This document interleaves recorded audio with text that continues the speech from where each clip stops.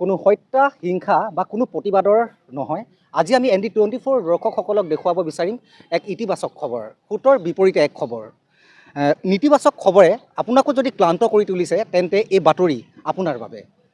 আজি মই উপস্থিত আছোঁ অসমৰ এক সীমামূৰীয়া বিভিন্ন জাতি জনগোষ্ঠীৰ মিলনভূমি ৰূপে খ্যাত লিডু অঞ্চলত। আৰু আজি ND24 দৰ্শকসকলক আমি দেখুৱাব বিচাৰিম এখন বিশেষ বজাৰ, এখন বিশেষ মহিলাৰ বজাৰ। পাহাৰীয়া অঞ্চলৰ পাহাৰীয়া সুগন্ধিৰে পৰিপূৰক, পাহাৰীয়া সতেজ শাক পাচলিৰে ভৰপূৰ এখন বিশেষ বজাৰ। এই বিশেষ বজাৰখনত উপস্থিত আছোঁ। সৰ্বপ্ৰথমে মই ক'ব বিচাৰিম যে এই বিশেষ বজাৰখনৰ মূল বৈশিষ্ট্য হৈছে বজাৰখন পৰিচালিত হয় মহিলাসকলৰ দ্বাৰা। মই সৰ্বপ্ৰথমে মোৰ সতীৰ্থই দেখুৱাব মাৰ্ঘেৰিটা সমষ্টিৰ লিডুৰ এইখন হৈছে এক দেওবৰীয়া বজাৰ। আৰু এই বজাৰখনৰ মূল বৈশিষ্ট্য হৈছে বজাৰখনত পাহাৰীয়া যি সতেজ শাক পাচলিৰে ভৰপূৰ এই বজাৰখন পৰিচালিত হয় মহিলাসকলৰ দ্বাৰা। মই পোনে পোনে মহিলাসকলৰ পৰা মই জানিব বিচাৰিম। হয় বাইদেউ, আপোনালোক কেতিয়াৰ পৰা এই বজাৰত? আজি হ'ল 1 মাহমান, মই নতুনকৈহে আহিছোঁ।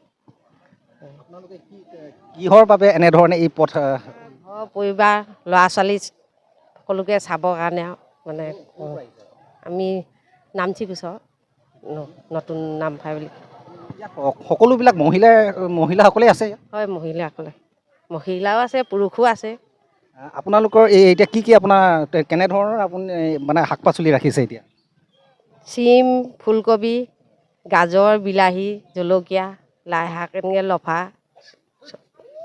মই ND24 দৰ্শকসকলক মই এটা কথা উল্লেখ কৰিবলৈ বিচাৰিছোঁ যে মনত যদি অদম্য সাহস, ধৈৰ্য আৰু একাগ্ৰতা থাকে, মহিলাই যে কৰিব নোৱাৰা কাম একোৱেই নাথাকে। তাকেই প্ৰমাণ কৰিছে লিডুৰ বিভিন্ন জাতি জনগোষ্ঠীৰ মিলনভূমি ৰূপে খ্যাত লিডুৰ এইসকল মহিলাই।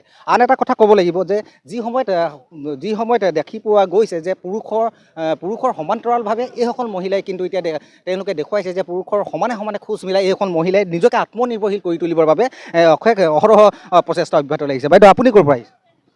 মই জাগুন নামচিগৰ পৰা আহিছোঁ। আমি এতিয়া 4টা সপ্তাহ হৈছে অহা। কিহৰ বাবে এই পথ বাছি লৈছে? কিহৰ বাবে মানে আমি এইটো এতিয়া দুখীয়া মানুহ, এইবিলাক কৰি নাখালেতো আমাৰ উপায়েই নাই। ঘৰত চাকৰি বাকৰি নাই, পঢ়া লিখা নাই, সেইবিলাকে কৰি খাই চলি আছোঁ আৰু। পাহাৰীয়া পৰিৱেশৰে, পাহাৰীয়া সুগন্ধিৰে পৰিপূৰক তথা পাহাৰীয়া অঞ্চলৰ সতেজ শাক পাচলি আনি তেওঁলোকে পৰিয়াল পোহপাল দিবৰ বাবে এনেধৰণে তেওঁলোকে জীৱিকা নিৰ্বাহৰ বাবে এনেধৰণে তেওঁ ওলাই আহিছে। মই বিভিন্ন ক্ৰেতা বিক্ৰেতাৰ ভিৰ পৰিলক্ষিত হয় এই বজাৰখনত। মই এজন ক্ৰেতা। আপুনি ইয়াৰ নিৰ্ধাৰণ? মই লিডুৰে বাসিন্দা হয়। এটা কথা আপোনাৰ পৰা মই জানিব বিচাৰিম যে এই মহিলাসকলে কিন্তু আত্মনিৰ্ভৰশীলতাৰ এক পথ নিদৰ্শন কৰিছে, আত্মনিৰ্ভৰশীলতাৰ এক পথ তেওঁলোকে বাছি লৈছে। এই ক্ষেত্ৰত আপুনি কি ক'ব তেওঁলোকৰ বিষয়ে? আজি এই লিডু বজাৰত যিটো বহিছে, ইয়াত বিভিন্ন অঞ্চলৰ পৰা জাগুন, লেখাপানী, তিৰাপ গেটৰ পৰা আমাৰ যিসকল মহিলা সিহঁতে জীৱন নিৰ্বাহৰ কাৰণে আজি ইয়াত শাক পাচলি, বিভিন্ন ধৰণৰ আপোনাৰ শাক পাচলি পোৱা গৈছে।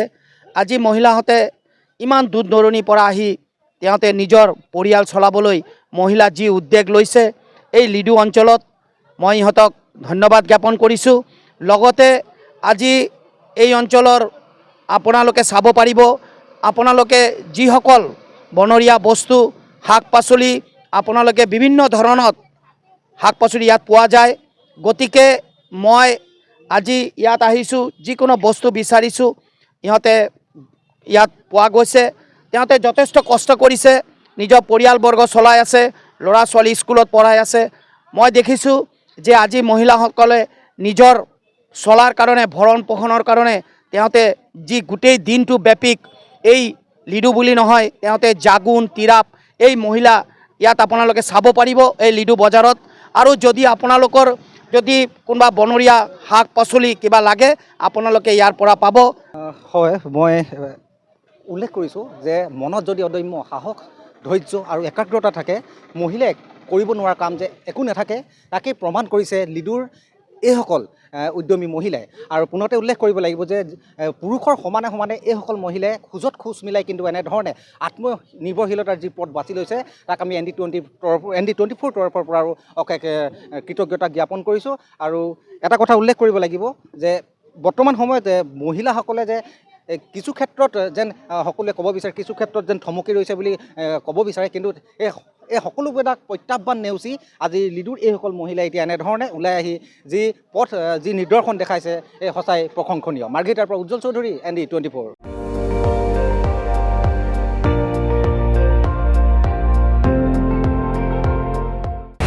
আপুনি চাই আছে ND24, সৰ্বশ্ৰেষ্ঠ নহয় সৰ্বোত্তমৰ দৌৰত।